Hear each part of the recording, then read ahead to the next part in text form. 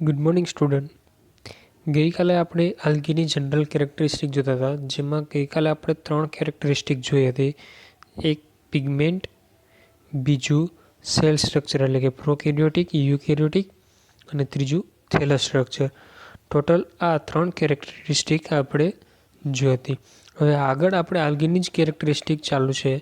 તો આલ્ગીની next characteristic છે reserve food material, એટલે કે આલ્ગીની અંદર કયા પ્રકારના ફૂડ મટીરિયલ જોવા મળે. તો મેઇન ફૂડ મટીરિયલ છે એ starch, phylum and fat, oil, leucosin, laminarin, mannitol, starch. તો આ રીતના અલગ અલગ પ્રકારના વિવિધ પ્રકારના ફૂડ મટીરિયલ, જેમ સ્ટાર્ચ છે એ પોલિસેકેરાઇડ છે. પોલિસેકેરાઇડ એટલે કે આ રીતના ગ્લુકોઝ અને ફ્રુક્ટોઝ જેવા મોનોમરની લાંબી ચેઇન બને તેને પોલિમર કહેવાય. એ પોલિમર ધારો કે આ એક મોલિક્યુલ ગ્લુકોઝ, ફ્રુક્ટોઝ, તો એ રીતના લાંબી ચેઇન બને તો એને સ્ટાર્ચ કહેવામાં આવે. તો એ આ રીતના પછી છે ઓઇલ. તો ઓઇલમાં 1 મોલેક્યુલ છે ગ્લિસરોલનો.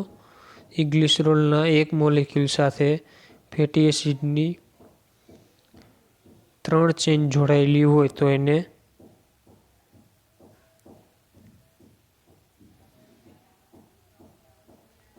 આ રીતના 3 કાર્બનવાળો ગ્લિસરોલ મોલેક્યુલ આવે.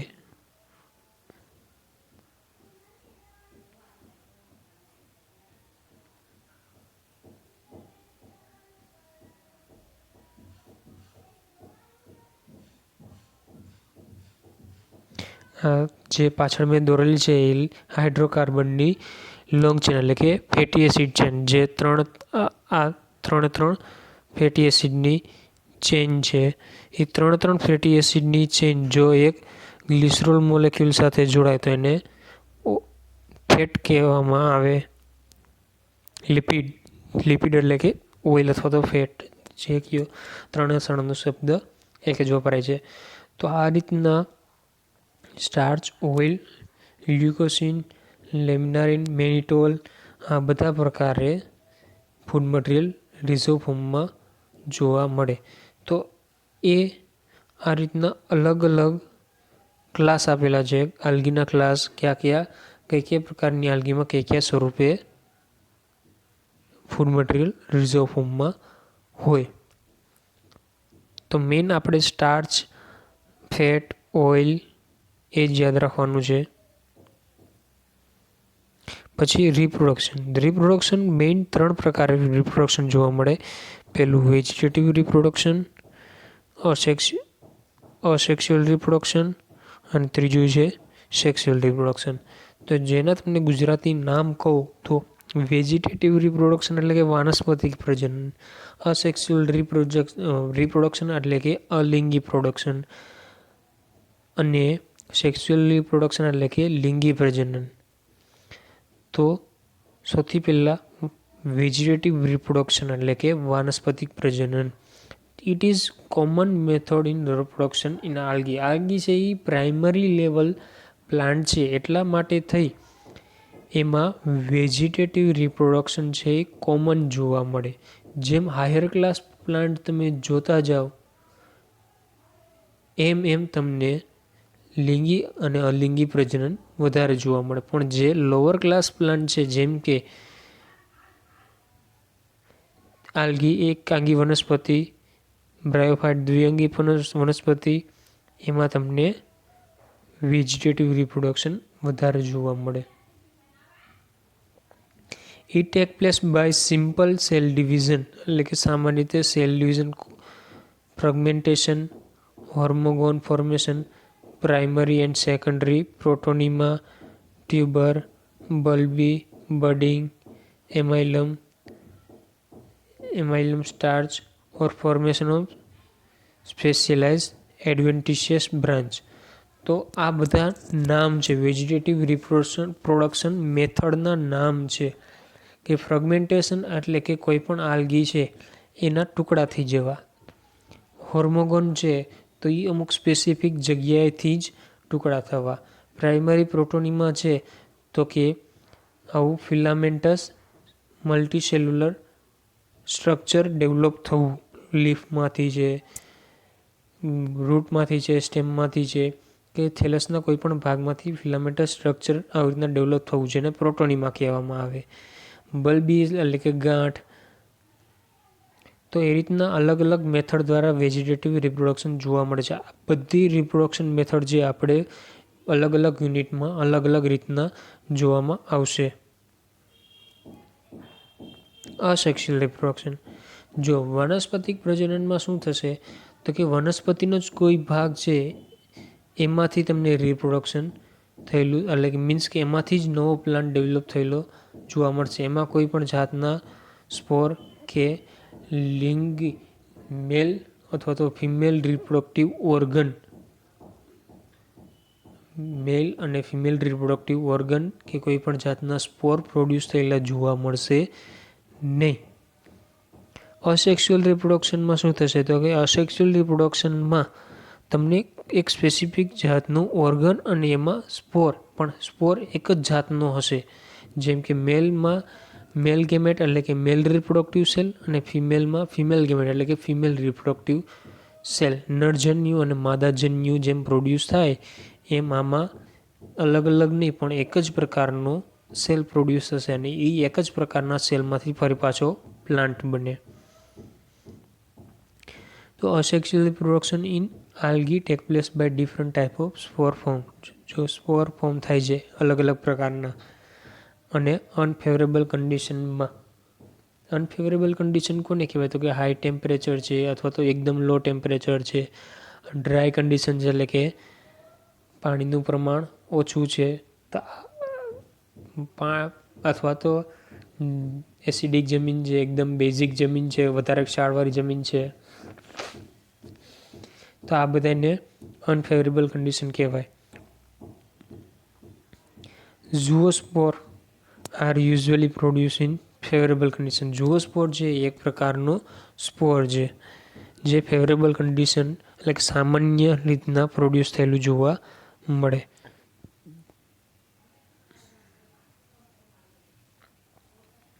હિપ્નોસ્પોર form during adverse condition. Adverse condition અથવા તો અનફેવરેબલ કન્ડિશન બે એક જ શબ્દ થાય. અધર asexual spore which is formed in different group of algae are planospore, autospore, endospore, neutral spore, monospore, palmella stage, oxospore, carpospore, akinets, daughter colony.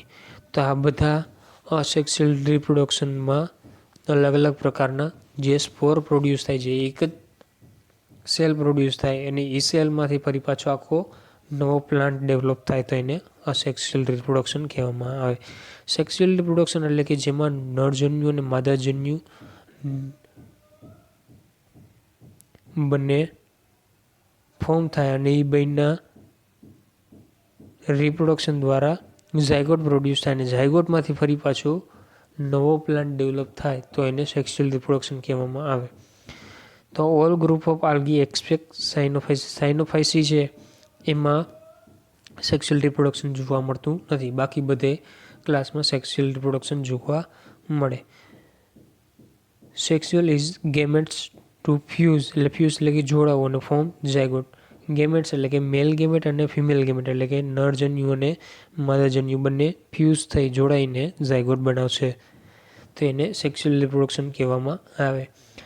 Sexual reproduction may be isogamous which is two identical gamete એટલે કે જો નરજન્યુ અને માદાજન્યુ બંનેના સ્વરૂપ દેખાવ રંગરૂપ એક સરખા હોય તો એ પ્રકારના રિપ્રોડક્શનને સેક્સ્યુઅલ રિપ્રોડક્શન કહેવામાં આવે.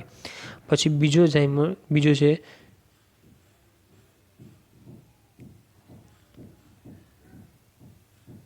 ડિસિમિલર ગેમેટ.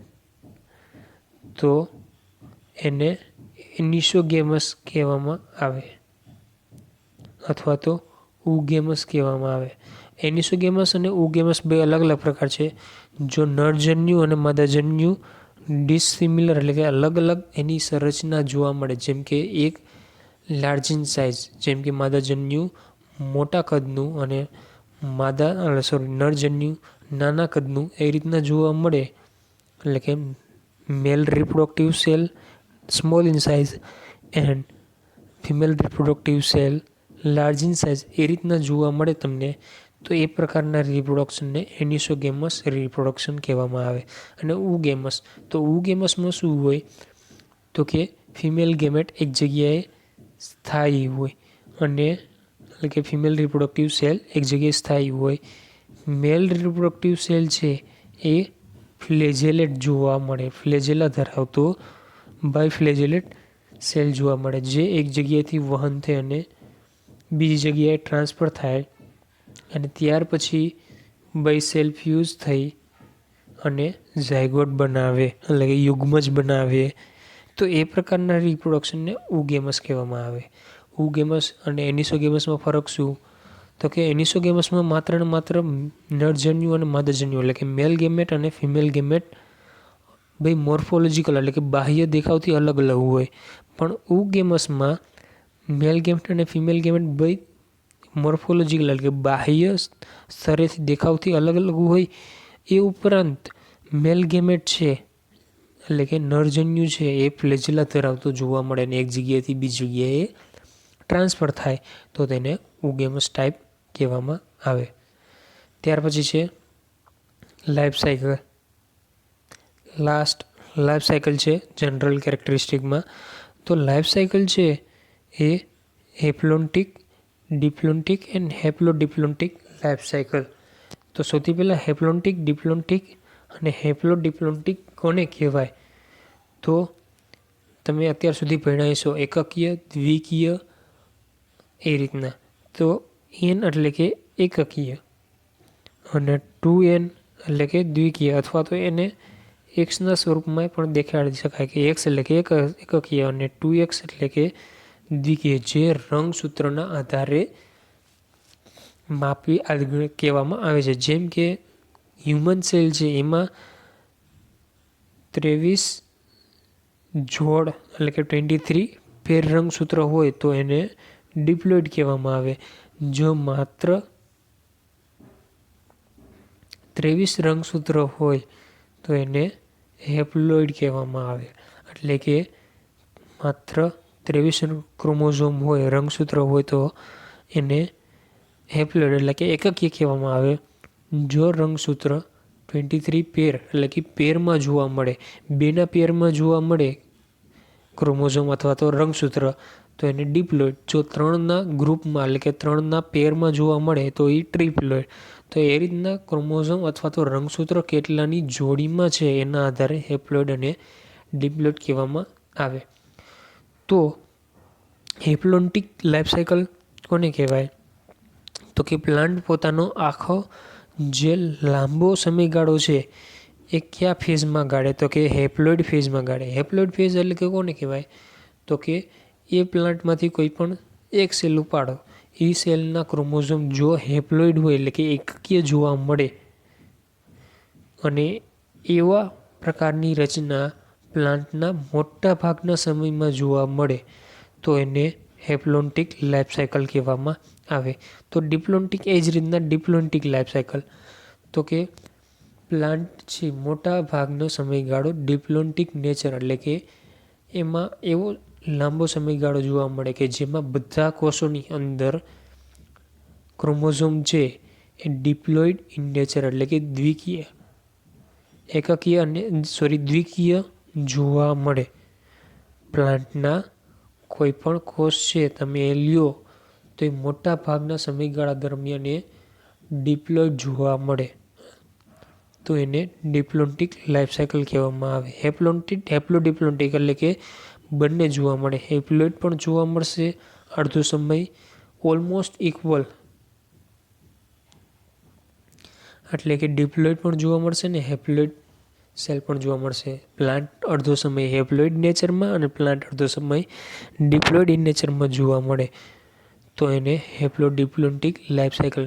એક લાઈફ સાયકલ પૂર્ણ ક્યારે, એક લાઈફ સાયકલ કોને કહેવાય તો કે જ્યારથી કોઈ પણ બીજ અથવા તો કોઈ પણ સેલ છે એનું જર્મિનેશન થઈ, ધારો કે આ એક કોષ છે એનું જર્મિનેશન થઈ અને પ્રાથમિક પ્રકારનો પ્લાન્ટ બન્યો.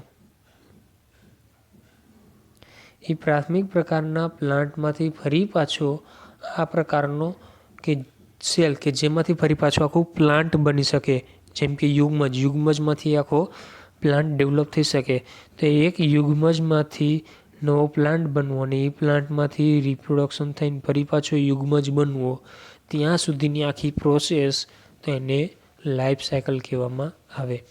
તો એ લાઈફ સાયકલ હેપ્લોઇડ છે કે ડિપ્લોઇડ છે, કેવા એના બધા સેલ કેવા પ્રકારનું નેચર ધરાવે છે, આ પ્લાન્ટનો બધા જ સેલ કેવા પ્રકારનું નેચર ધરાવે છે, હેપ્લોઇડ નેચર ધરાવે છે કે ડિપ્લોઇડ, એટલે કે એકકીય બધા સેલ છે કે દ્વિકીય સેલ છે ક્રોમોઝોમના આધારે, એના આધારે આ 3 પ્રકારની લાઈફ સાયકલ જોવામાં આવે. આઇસોમેટ્રિક અને હેટરોમેટ્રિક, જે મોર્ફોલોજિકલી એટલે કે હેપ્લોઇડ ફેઝ છે અને ડિપ્લોઇડ ફેઝ છે, એ બંને ફેઝ દરમિયાન પ્લાન્ટ સ્ટ્રક્ચર ચેન્જ થાય છે કે અલગ અલગ એ રહે છે. જો પ્લાન્ટ સ્ટ્રક્ચર એક જ રહેતું હોય હેપ્લોઇડ ફેઝમાં અને ડિપ્લોઇડ ફેઝમાં પ્લાન્ટનું સ્ટ્રક્ચર એક જ રહેતું હોય તો મોર્ફોલોજિકલી સિમિલર. જો હેપ્લોઇડ ફેઝમાં અને ડિપ્લોઇડ ફેઝમાં પ્લાન્ટનું સ્ટ્રક્ચર અલગ અલગ થતું હોય તો એને મોર્ફોલોજિકલી ડિસિમિલર કહેવામાં આવે. તો આ હતું લાઈફ સાયકલ. આજે 3 વસ્તુ ભણ્યા, 3 કેરેક્ટરિસ્ટિક લાઈફ સાયકલ, રિપ્રોડક્શન અને રિઝર્વ ફૂડ મટીરિયલ. આવતીકાલથી આપણે આલ્ગી ચાલુ કરશું. આલ્ગીમાં સૌથી પહેલાં ક્લાસિફિકેશન, જેમ ક્લાસિફિકેશન અને 2 આલ્ગી ભણવાની આવે. બધા જેમ ફંજાઈ છે તો ફંજાઈમાં ક્લાસિફિકેશન અને 2 ફંજાઈ. પછી બ્રાયોફાયટા એટલે કે દ્વિઅંગી વનસ્પતિ છે તો એમાં ક્લાસિફિકેશન અને 1 દ્વિઅંગી વનસ્પતિ. તો એ આપણે આવતીકાલથી ચાલુ કરશું. Thank you.